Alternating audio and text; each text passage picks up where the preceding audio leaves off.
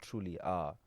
I want to go to a few posts that you've put up on social media, and I want you to take me through the psyche behind these posts. Um, 2nd of March this year, future MPUMELELO CHAPI on Facebook. I wish someone had told me this before I started dating, but the longer you chase the person who doesn't give you what you want, the harder it'll be to feel attracted to the person who could give you everything you want when they eventually come. When you spend so much time going after an emotionally unavailable person or chasing someone trying to convince them to love you, you become addicted to the highs and lows. So when the emotionally available person does come into your life, it doesn't feel exciting anymore because you're addicted to the highs and lows. It actually feels kind of boring even though it's everything you wanted. So the more time you invest into someone who's not giving you what you want, the more you're wiring into your brain to be like, yeah, that's normal. That's what I'm attracted to. So later, when you're trying to heal and you find an emotionally available partner, it takes a lot longer to do that. So stop chasing for love and stop chasing for that type of love because you can never convince somebody else to love you if they don't know and they really don't know how to really love you and they're not really into you because you wouldn't be questioning their love in the first place. What do you mean by that? Like, geez. It's a lot. I would start by explaining why would a person go for the type of person like a nonchalant man or a nonchalant person. It stems from you basically as a Mhm. person. It might happen that in your childhood, abazali bakho were not emotionally available, you know, or they would be there and not be there on some other times. And uba nento ekuthiwa i-anxious attachment style. Mhm. What is the anxious attachment style? Anxious attachment style is a type of style that when you are so anxious and you're so insecure that you develop so much love for a person who's not even giving you 30% of what you require from a relationship. And the reason why I said it is important to know when to stop. You know, when you feel like a person does not give you the love that you think you deserve, you have to stop and end it. You know, first communicate, and if it doesn't change, then you have to end it. Because Mhm. if you keep on trying to make it work with the person who's not giving you the love that you deserve, you're gonna get used to that type of love. And when you eventually find somebody who has a secure attachment style of loving, right, and then you're gonna feel like he's boring because he does not give you the highs and lows that you were getting from the toxic and relationship, the opomagion. Because the toxic relationship, what it does to you, you get addicted to the highs and lows. Where a person is love bombing you, a person is in love now.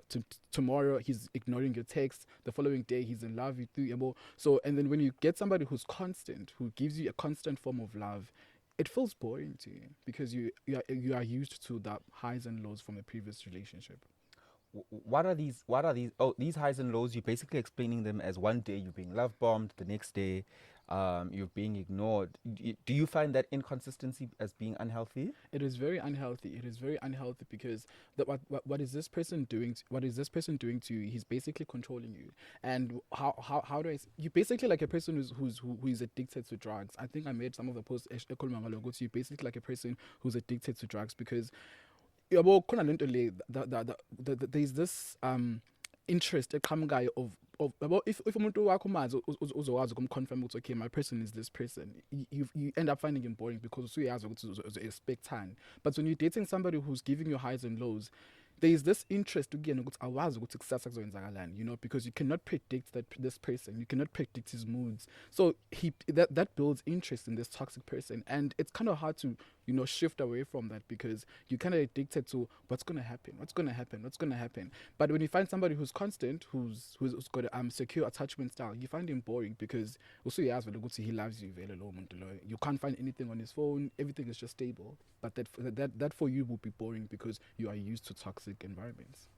And you can't operate in a space where there is no someone is normal. It's healthy, and you treated well, and you treated in a manner that is respectful, right? Yeah. Do you suggest therapy for that too? Yeah, so you can get PTSD from a past relationship. Yeah. It even gets so like, for example, let me just explain how what I mean when I say that. Whenever you've been in a toxic and abusive relationship, Yeah.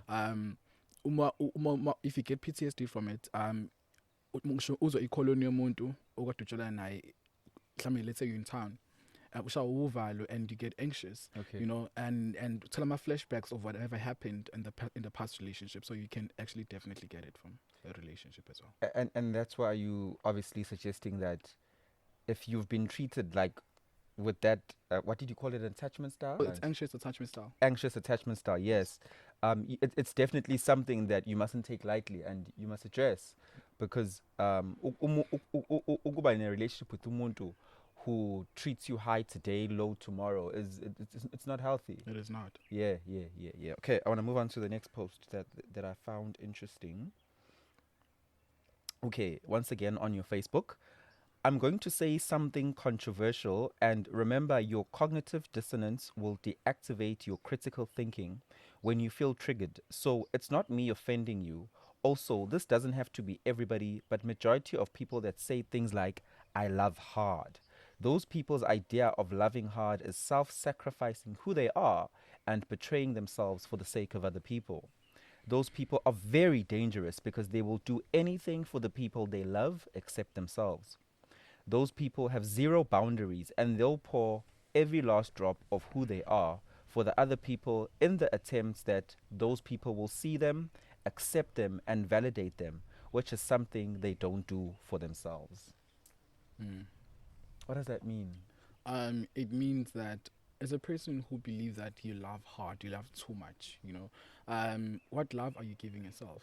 You know, and you tend to find this what's in it. This type of people dates people who are nonchalant, because they lack chasing for that love. They lack chasing for that attention. They don't realize that it's not healthy because you can't pour from an empty cup. If you keep on pouring and pouring and pouring in a relationship and you're not getting it back, then you will start to resent yourself, because you're going to deplete. And when you deplete, you'll start resenting yourself. So I always say that umuntu who believes that they love hard and they love bombarding, umuntu ngothando, lo abantu laba bayithanda, they don't love themselves.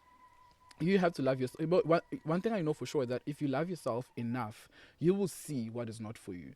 If you give yourself 10% of utando, and then a person comes with 15%, which is basically nothing. But because it is bigger than what you're giving yourself, you'll feel like it's something, which is basically nothing. But if you give yourself, let me just say 80% of love, and a person comes with 50, you realize it's okay. Now this person is not even giving me what I want to get in a relationship, and you tell that person it's okay. We can't because it will not be able to reciprocate what I can give out in a relationship. So if you keep on saying you love too much, you love hard, you don't love yourself. I continue.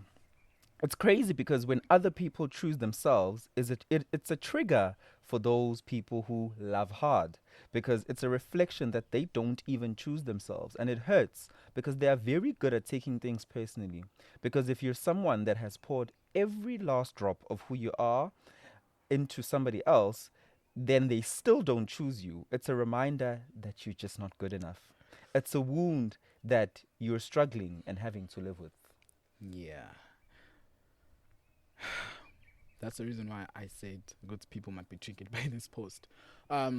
Whenever you give love too much to a person who knows themselves, who's content with them, because this thing starts from you trying to persuade somebody to fall in love with you. When you give out money, when you give out any sort of materialistic things, you're trying to convince this person to love you. That's the reason why you find most of there's blesser and blessee situations where blesser would give out like an email to this person because we as one go to game dialer and I'm not attractive enough and I'm gonna go for this beautiful young lady, and in order for her to be interested in me, I would have to give out money, I would have to give out something in order for her to be interested in me. What does that say about you as a person? It means that you don't even love yourself, because you can see that whatever that you're trying to get it's not gonna be worth it, but you're gonna give out money to that person because you're trying to control them, you're trying to make them love you. That's the reason why you find out to go to most of these blessers are controlling these people and telling them what to wear, not who to be friends with, and where to go and where not to go,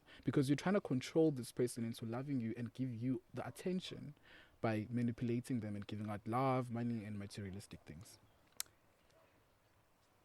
This affirms what you've just said. So it's not love. It's possession with a mixture of codependency. It's not that you love hard. You just don't love yourself. You probably had a distant parents whose love you're still searching for in other people. So you don't have love hard. You just need to love yourself.